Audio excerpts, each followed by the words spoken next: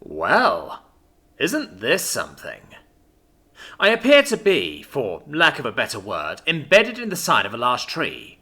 From what I could see of the sky, it was the beginning of a bright, beautiful day. A fresh new morning set to usher in a slew of new, wonderful possibilities. So cheery and nice. It felt good. I think I wanted to kill something. Oh gosh, isn't that the weirdest thing to say? There's fresh dew glistening on the grass, and I can even see an adorable brown rabbit nibbling on something it dug up by a bush. Oh, it's so cute. I would have loved to have had a pet like that when I was a child. Yep, I just wanted to chop it up. Come here, you little rascal. Come on. Oh, you're too precious for words. I just want to put you in my arms and give you a squeeze. Then I want to turn you into a finely minced paste. Oh, darn. I can't reach you. Heck, I can't reach anything. I don't have any arms. Well, that's not good. What was my last memory? As I recall, I was exchanging gunfire with my former employers, who were upset with me because I'd absconded from the organisation with a large amount of cash that I decided I wanted. I do things like that, sometimes. I nearly made my getaway when my tyre blew. Let there be a lesson to always winterize your vehicle and keep up on your maintenance. My former chums were quick to catch up and were in no mood to listen to my explanation. I had to kill quite a few of them, but sadly they had the numbers advantage. I didn't last very long after I ran out of bullets. Wait. I distinctly recall laying on the ground, bleeding out, while Mr. Torelli shook his head at me in disappointment, before pointing his gun at my face. Mr. Torelli had pretty good aim. I should be dead. No, I was dead. Well, dang. And now begins your punishment. Whoa! Who said that? I hadn't seen anyone. Wow, that's spooky. The mysterious voice was cold and angry. Honestly, its tone reminded me of the various authority figures I had upset and offended during the precocious days of my youth. It made me feel like I was about to be expelled from another school, or was being investigated as a person of interest in a suspected homicide. Back then I'd been a little wild. You lived your previous life as a thoughtless weapon of evil, doing whatever you wished without any care for the consequences of your actions. Oh gosh, it wasn't that bad.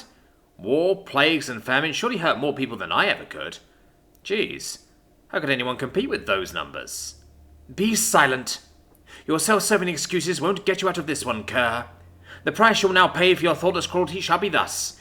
I sentence you to eternity as an axe. Oh, is that what I am? Okay, that makes sense. Well, that's why I'm stuck in a tree. Jeez, that was really niggling away at me, you know? Okay, I'm an axe. I get it. And does this not disturb you? To be mindlessly wielded by others for the rest of your existence? Unable to control your destiny? Fated forevermore to be a tool of carpentry and woodcraft? I'm adaptable. Honestly, this doesn't seem like a bad idea at all. Geez, burning in hell would have been so much worse. No, this is okay. Deciding things for myself was always such a hassle. Plus, interacting with others could be so confusing. All those facial expressions and emotions and stuff. I never knew when I'd say the wrong thing and get someone all fired up at me. I really don't get people. What? Oh, during my second stint, I got diagnosed with antisocial personality hoo-hum. That's why my court-appointed therapist said it was hard for me to differentiate between people and objects. You mean to say... I could too, though. People can move around and scream for help, objects can't. See? Not unless they were battery-powered. I can never find the batteries in people, though, no matter how hard I dug around in them. Do you mean to say you feel no contrition for your deeds? Feel it? Gosh, I can't even spell it. Damnable fiend! I felt a hand grab my handle and pull me from the tree. Then another one lashed out and slapped me in the face. Wasn't that silly? Who steps ahead of a sharp axe? That's just begging to have an accident. Ouch! Damn it! See? A strange golden substance dripped from the stranger's wounded hand and made contact with my blade. Wow, that felt... pretty good. No, not merely good, wonderful. Was that his blood? Why did his blood feel so incredible? What was this guy? There was no way he was human. Something was happening inside of me. I could feel it. There was a change taking place. I was still an axe, but somehow I felt... Axia. Wretched thing, vile axe! I will waste no more time enduring your presence. I leave you now to your punishment. With that, I was embedded once more into the tree. The stranger was gone. But that sensation persisted. There was a power growing within me. I could feel it. It was like I was expanding beyond the boundaries of my humble axe self. I don't think this was intended. Wow, that guy really shouldn't have bled on me. Want to hear something weird? I could taste the tree. I could taste its life force. I was slowly draining it away. I was eating it. I was eating a tree. Wow, wasn't that something? Was eating a tree's life force a feature unique to all axes? Or was this because I'd gotten some supernatural blood dribbled on me? I didn't really care. This tree tasted great. I lost myself in the sensation of feeding, happily humming away to myself as I chowed down on the essence of the thing. It felt so relaxing. I passed out. How about that? Turns out I can sleep if I want. Being an axe wasn't bad at all. Wow, this thing's pretty sharp, huh? I awoke to find myself being wielded. A heavily muscled guy wearing only trousers and a pair of boots was using me to cut the tree down. It wasn't a bad sensation. Tearing into the trunk of that tree felt even more pleasurable than slowly sipping away at it had been. It felt purposeful. It felt right. Oh, why wouldn't it? I was an axe. And axes chop things up, didn't they? Heck yeah, they did. Relentlessly, my wielder swung away. Deeper and deeper. I bit into the tree. I felt such contentment, such joy. Oh, to finally have purpose. To have a meaningful existence. Was there anything better than being used to destroy something precious and irreplaceable? I bet there wasn't. Watch out! Timber! Called out my wielder. Ah, it was over already? Good job, Morrison. I can't believe you cut the behemoth down so quickly. Yeah, I guess all the work I put into building up my strength is paying off, my wielder said sheepishly. Hey, I was the one who did all the real work. Who was this meat to claim credit for my efforts? Gosh, if there was one thing I just couldn't stand, it was someone else claiming credit for one of my kills. I wish I could have said something, but he set me aside and went off with his friend to eat lunch, pumping his biceps while he did so. Yeesh. Congratulations. You have successfully slain a 950-year-old Duscan Redwood. Yikes. Another new voice. And a cheerful-sounding woman this time. Interesting. You have gained 1,700 experience points. You have leveled up. You are now level 5. You have gained the title Ancient Tree Killer. You have gained the title Enemy of the Forest. You have gained the title Dryad's Bane. You may now absorb up to 2 skills from your fallen target. Hello? Hello? Which skills would you like to absorb from your fallen target? Do you mean the tree? I do. Do trees have a lot of, skills? No, just a few. But the ones they do possess can be leveled quite high depending on their age. And this was a very old tree. What do you recommend? Solar absorption. Like the tree you ruthlessly murdered, you will gain the ability to absorb sunlight and use its energy for a variety of different effects. Rooting. You'll be able to plant roots like a tree in order to absorb nutrients. Oh, that sounds nice. Well, the tree roots thing sounds strange, but maybe I'll find a use for it. Okay, I'll go with your suggestions. You have gained the following skills. Solar absorption. Rooting. Hooray! Hooray! Well, goodbye for now. Oh, just a moment please. May I ask who you are? Of course you may. I'm not actually anyone at all. I'm your mind's attempt to cope at now possessing low-level divinity without going insane. Divinity? Me? Are you sure? I am. You recently absorbed the blood of a divine being, and in doing so, you yourself became divine. Wow.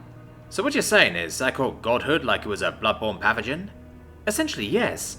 Congratulations on your ascension. Unfortunately, your status is quite low. You'll have to work hard to catch up to the other members of the Pantheon. Ah, so I couldn't just will myself to heaven or something? Oh, certainly not. I wouldn't recommend it either. The gods of this world are capable of being slain. Your morally compromised nature would certainly offend some of the justice-loving brethren to the point of seeking your destruction. Your equally evil contemporaries would also seek to devour you and absorb your powers. Before you can present yourself as a true divinity, you must first possess sufficient strength to defend yourself. Okay, so it's a goal. That's good. I'm goal-oriented. Oh, but I'm not evil. It's cute that you think that. Here, let me show you your current status. Name, unknown. Race, divine weapon. Alignment, absurdly neutral. Attack, 300. Mana, 0 of 0. Divinity, 100 out of 100. Skills, Divine Eye, Divine Restoration, Solar Absorption, Rooting, Woodcutting, Wow. This seems pretty nifty. So this world operates kind of like a video game, yeah? Leveling up and earning skills and stuff? Oh, goodness no. Not in the slightest. For your convenience, however, I'm adjusting your perception of progression to match that of the electronic entertainment you enjoyed in your former life. That's nice of you. But how come? Efficiency, mainly.